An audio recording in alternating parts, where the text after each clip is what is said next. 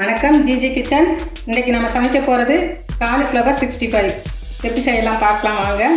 அரிசி மாவு 3 கரண்டி போடுறேன். Cornflour 3.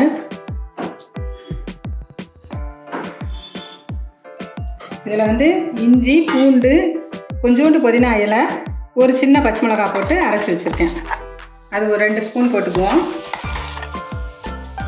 Garam masala 1/2 teaspoon, மசாலாத்தூள் 1/2 teaspoon, கலருக்காக காஷ்மீரி மிளகாய் தூள் போடுறோம்.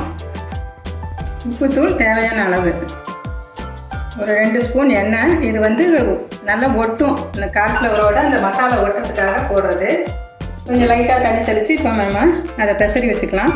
இப்போ மிளகாத்தூள் எல்லாம் மற்ற திங்ஸ் எல்லாம் போட்டு பிசைஞ்சிட்டோம். இப்போ லாஸ்ட்டாக லெமன் 1 புளிஞ்சு ஊற்றிக்குவோம்.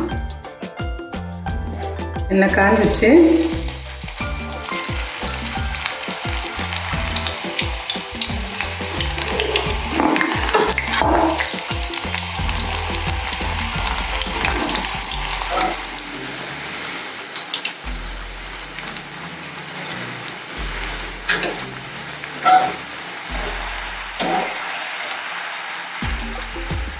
வந்துடுச்சு. இப்போ எடுத்துருவோம். நம்ம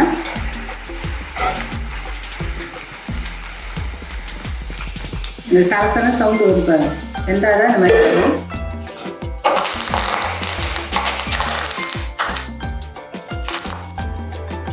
காலிஃப்ளவர் 65 ரெடி.